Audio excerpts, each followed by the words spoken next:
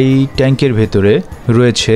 এখানে যে শার্কটি দেখতে পাচ্ছেন এটি হোয়েল শার্ক, এরকম অন্যতম গ্রেট হোয়াইট শার্ক। এছাড়া বিভিন্ন স্টারফিশ রয়েছে, জেলিফিশ রয়েছে, আপনি সেগুলো চাইলে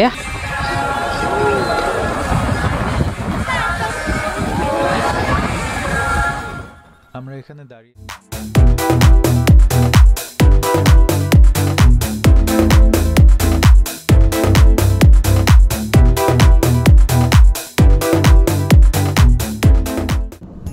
শুভ সকাল। ওকিনাওয়ার সিরিজের আরেকটি নতুন পর্বে আপনাদের সবাইকে স্বাগতম। আমরা আজকে চুরাউমি অ্যাকোয়ারিয়াম দেখার উদ্দেশ্যে রওনা হয়েছি।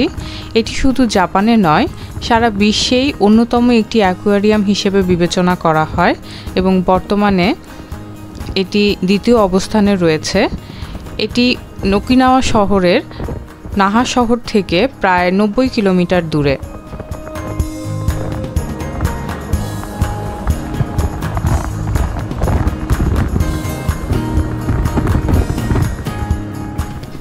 পাশ দিয়ে যেরকম সমুদ্রের সৌন্দর্যও অসীম, তেমনি এই প্রাকৃতিক সৌন্দর্যের মধ্যে ড্রাইভিং করতেও অনুভূতিটা অন্যরকম।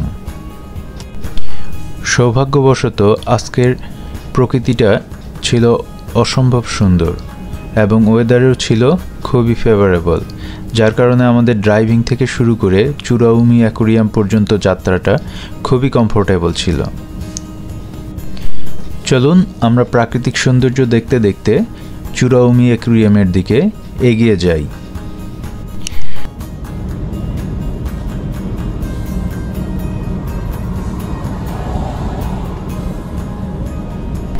অ্যাকোয়ারিয়ামটি 2002 সালে সম্পূর্ণরূপে ডিজাইন সম্পূর্ণ হয়েছিল এবং এটি দর্শকদের দেখানোর উদ্দেশ্যে খুলে দেয়া হয়।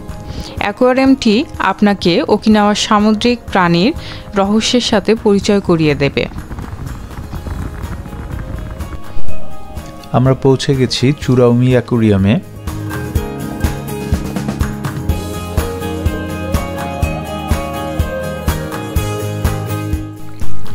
অ্যাকোয়ারিয়ামে ঘুরতে আসলে অবশ্যই এখানে দাঁড়িয়ে আপনি একটি ছবি তুলে যাবেন স্মৃতি হিসাবে।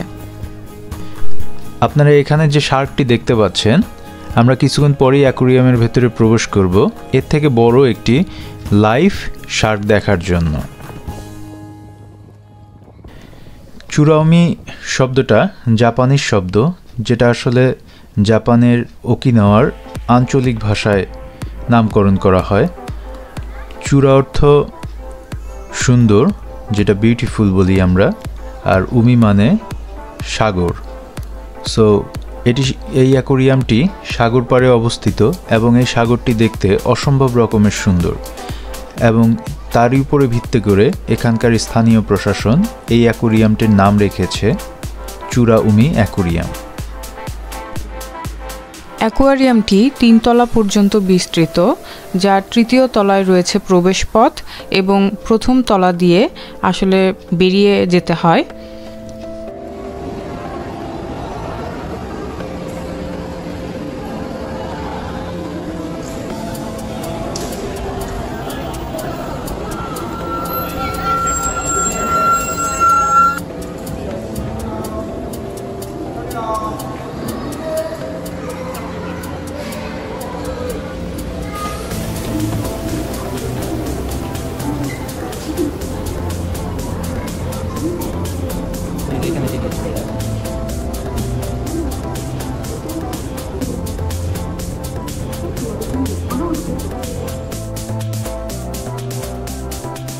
অ্যাকোয়ারিয়ামের এখানে দাঁড়ালে এখান থেকে সমুদ্রটি খুব সুন্দরভাবে দেখা যায় এবং নীল সমুদ্র দেখতে এবং সমুদ্রের বাতাস অনুভব করতে সত্যিই অসাধারণ লাগে।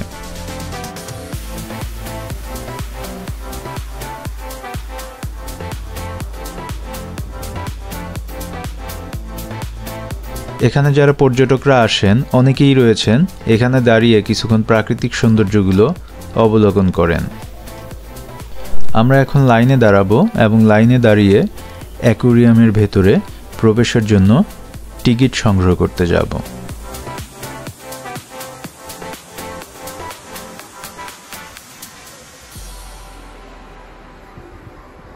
অ্যাকোয়ারিয়ামের প্রবেশপথে আপনি টিকিট কাউন্টার পাবেন এবং প্রতি পার্সনের টিকিটের মূল্য 2180 ইয়েন ফর অ্যাডাল্ট এবং ভিজিটিং আওয়ার সপ্তাহে 7 দিন 8:30 থেকে 6:30 পর্যন্ত। তবে এন্ট্রি টাইম আপনার 5:30 পর্যন্তই শেষ হয়ে যায়, অর্থাৎ 5:30 থেকে আপনি আর এই অ্যাকোয়ারিয়ামে প্রবেশ করতে পারবেন না। এছাড়া আরেকটি ইনফরমেশন হচ্ছে যে প্রতি বুধবার, ডিসেম্বর মাসের প্রতি বুধবার এবং তার পরবর্তী দিন অ্যাকোয়ারিয়ামটি ক্লোজ থাকে। তবে অ্যাকোয়ারিয়ামের পার্কিং এরিয়াটি সম্পূর্ণ ফ্রি, সো আপনি চাইলেই গাড়ি নিয়ে অ্যাকোয়ারিয়ামটি ভিজিট করতে পারেন। টিকিট কেটে অ্যাকোয়ারিয়ামের ভেতরে প্রবেশের সাথে সাথেই আপনি দেখতে পাবেন প্রাকৃতিকভাবে আলোকিত প্রবাল সাগরের ট্যাঙ্ক, যা প্রবাল প্রাচীরের একটি বড় নিদর্শন। তারপর এই রুট ধরে আপনি কুরোশি ট্যাঙ্কের পাশ দিয়ে যাবেন, যেখানে দর্শকরা সাধারণত বেশ কিছুটা সময় কাটাতে চায়।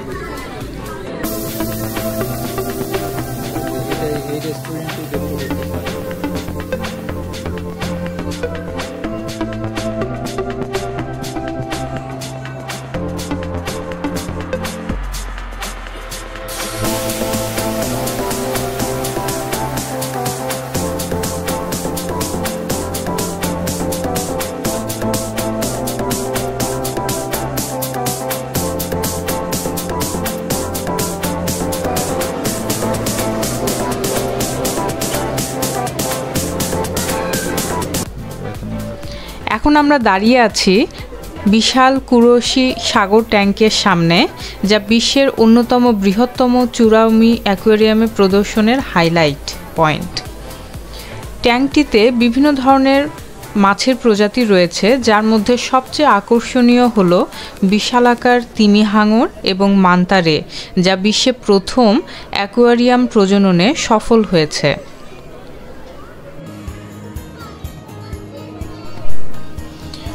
আপনারা এখানে যে অ্যাকোয়ারিয়ামের ট্যাঙ্কটি দেখতে পাচ্ছেন, এটি আসলে বিশ্বের যতগুলো অ্যাকোয়ারিয়াম রয়েছে তার মধ্যে সবচেয়ে বড় ট্যাঙ্ক। এই ট্যাঙ্কে near about 7.8 million litre water carry করে এবং এই ট্যাঙ্কের ভেতরে রয়েছে বিভিন্ন ধরনের অ্যাকোয়াটিক অ্যানিম্যাল, যেগুলো সাধারণত ডিপ সিতে থেকে থাকে। আপনি এই অ্যাকোয়ারিয়ামের দিকে তাকালেই অনেকটা ডিপ সির ফিল অনুভব করতে পারবেন।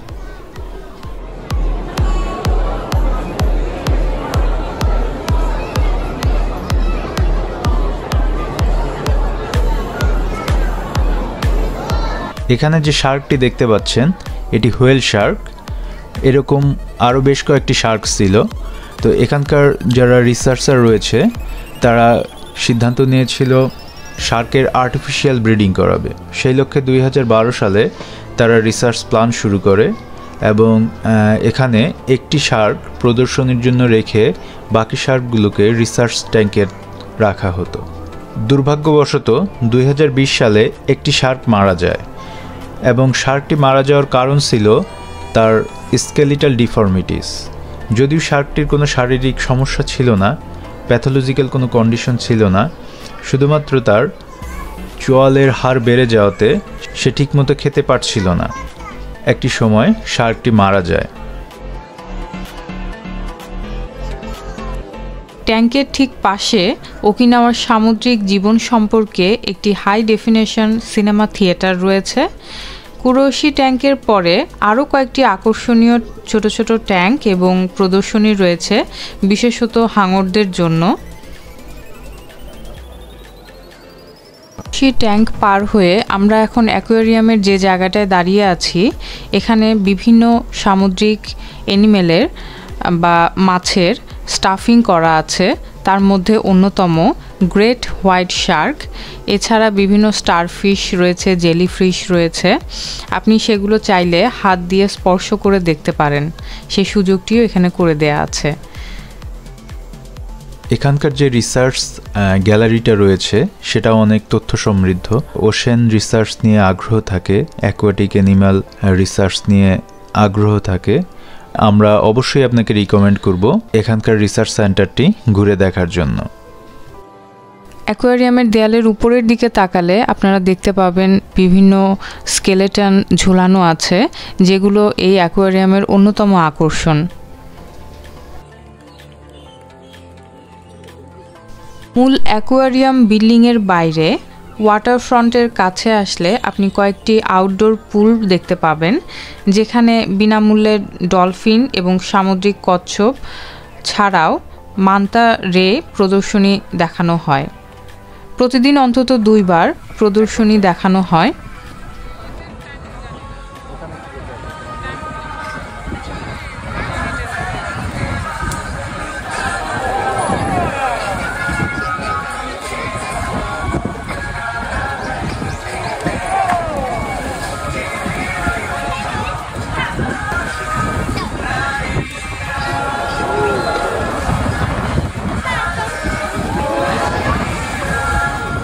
আমরা এখানে দাঁড়িয়ে দাঁড়িয়ে বেশ কিছুক্ষণ ডলফিন শো দেখলাম এবং ডলফিন শো শেষ, সেই সাথে আমাদের যাবার পালা এবং আমরা আজকে চলে যাচ্ছি, কিন্তু এখানে রেখে যাচ্ছি আমাদের স্মৃতি বিজড়িত কিছু সময়। আমরা আশা রাখি ভবিষ্যতে আরও তথ্যবহুল এবং অনেক প্রাকৃতিক সৌন্দর্যময় জায়গাগুলো ঘুরে দেখতে পাবো এবং আপনাদেরকেও দেখাতে পাবো। এই ভিডিওটি ধৈর্য সহকারে সময় নিয়ে এতক্ষণ দেখার জন্য আপনাদেরকে অসংখ্য ধন্যবাদ। পরবর্তী কোনো একটি ভিডিওতে আবার আপনাদের সাথে দেখা হবে। সেই পর্যন্ত সবাই ভালো থাকবেন এবং ট্রাভোফ্লিক্সের সাথেই থাকবেন।